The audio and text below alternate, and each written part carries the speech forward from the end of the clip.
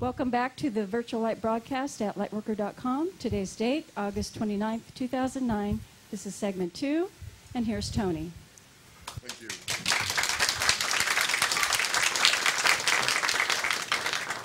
Well, our first guest today is a true Renaissance man when it comes to metaphysics. So let's have a big welcome for Dr. Richard Jelusich.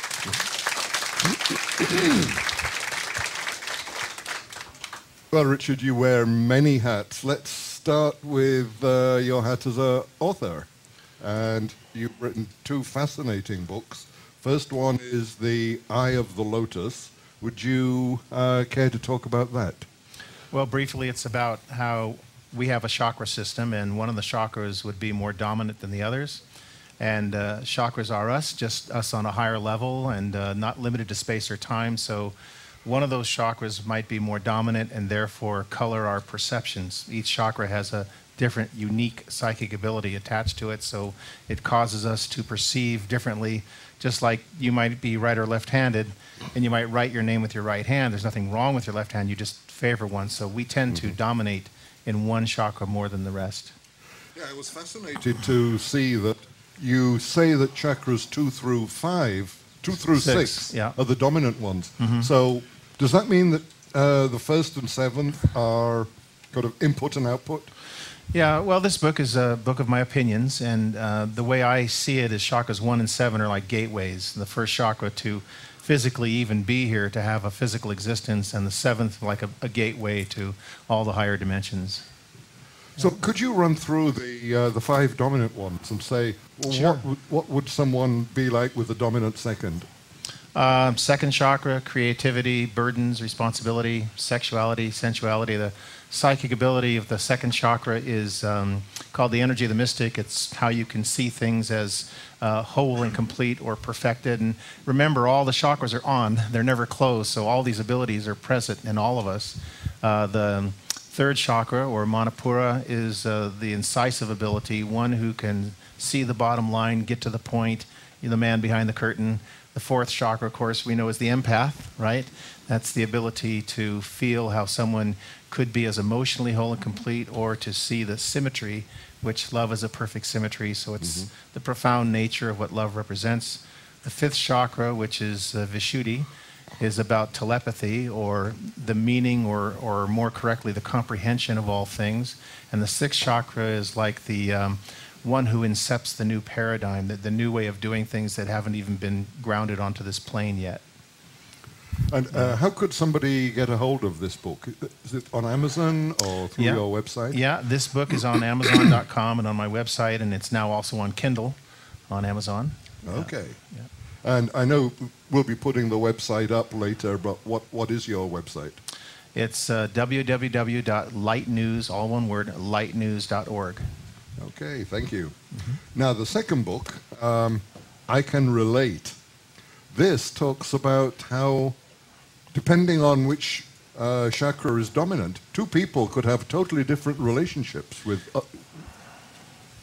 That's right. The first book is the psychology of the chakras, how they work, and the second book is more like relationships, and how, like, if I have a dominant third chakra and yours is dominant in the fifth, how you and I would get on with each other as friends, or 2 people have a relationship, or co-workers.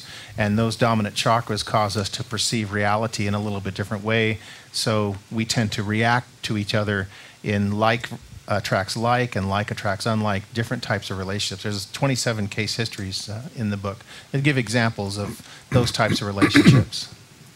So is it true that similar dominants would really get on together well, or would you end up fighting? It depends. It's like sometimes you can push 2 north ends of a magnets together and they oppose, and sometimes not. It just depends on the person, their spiritual development, how they react with the like attracts like, can be tremendous team building as well. Yeah. And while we're talking about products, you've also produced this this CD, Crystal Bowls of Tibet. So we were talking earlier about how you recorded this. Would you care to tell the viewers?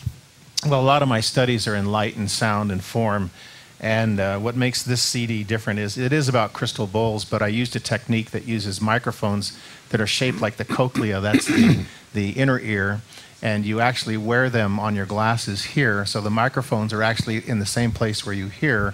And I sat in the middle of 7 pedestals of 7 bowls, and we tone the bowls in different directions. So the sound comes from different areas to entrain the mind, to increase harmonization. It's a great meditative technique. Okay. Yeah. And how could somebody get a hold of the CD? Through my website. Mm-hmm. Okay. Yeah.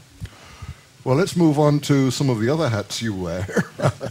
I am absolutely fascinated by what you call flower readings. Oh, yeah. Would you care to talk about that?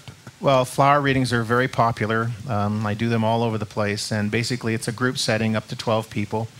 And the premise is each person brings one flower that they've held, and they put it on a table where I'm going to sit, meaning there's 12 flowers on the table, and then I come in and sit down. So I have no idea who brought which flower, so it completely takes out any bias. It's complete anonymity, and the point is to show that we really do leave the essence of who we are and what we represent on everything. It doesn't have to be flowers. If we were all a bunch of guys, we could have done wrench readings. It really doesn't matter.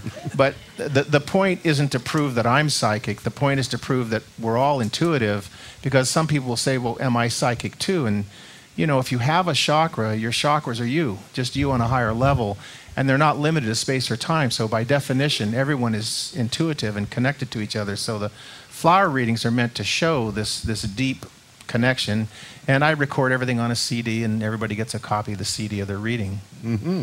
Yeah. So would it be a flower that I bought at a florist or picked from my own backyard? It could be anything.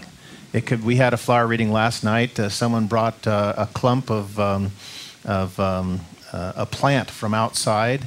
People have brought flowers from a florist, and some people have a sense of humor. One time, a person brought a 1-pound bag of flour to a flower reading, and it was here in Las Vegas that happened. So, yeah, it really doesn't matter what it is. So, suppose we did have a spark plug event. A bunch of guys bring along a spark plug or Yeah. flower. Yeah. What kind of things could you tell me about by reading my flower? Pretty much just about anything. What I look for is I spend about 10 minutes on a flower. My eyes are shut. I'm concentrating on what I see, and I'm looking for what I feel you're going through right now. What's going to help you the most? So I look for which chakra is excess or deficient, which past life is affecting this one and how it is. And I can see birthmarks on the body, where they are, how you got them, what they mean, and if it was something that occurred in a past life, how it relates to this lifetime. And of course, I cover a lot of information in just 10 minutes, so therefore that's why it's also recorded. So I'll bring forth what I think I need to help the person empower themselves.